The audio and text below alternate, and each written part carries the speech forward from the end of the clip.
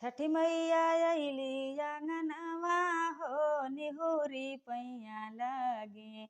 छठी मैया अइली आंगनवा हो निहुरी पैया लागे। कवने महीना मैया मने मुस्काली, कवने महीना मैया मने मुस्काली। केथुआ के देली बरदनवा हो निहुरी पैया लागे।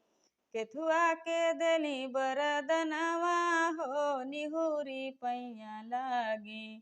छठी मैया अइली आंगनवा हो निहुरी पैया लागे।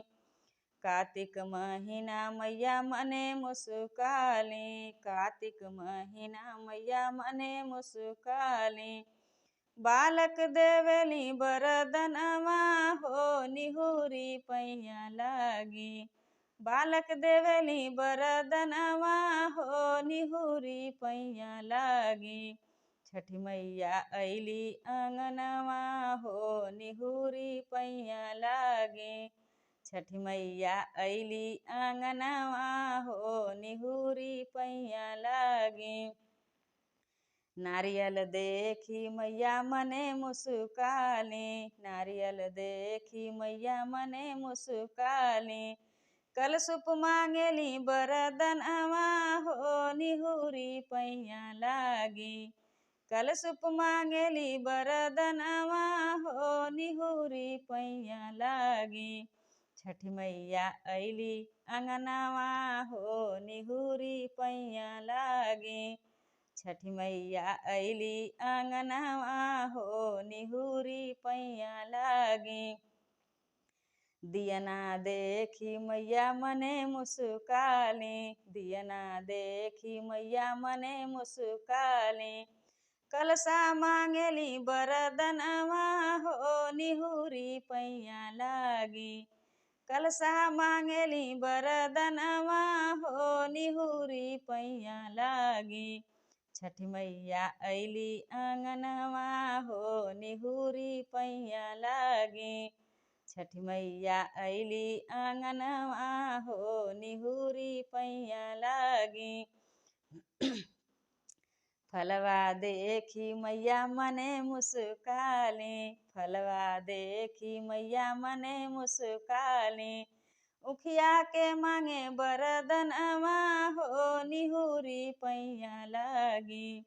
गनमा मांगेली बरदनवा हो निहुरी पैया लागी। छठी मैया अइली आंगनवा हो निहुरी पैया लागी। सोहागिन देखी मैया मने मुस्काली, सोहागिन देखी मैया मने मुस्काली।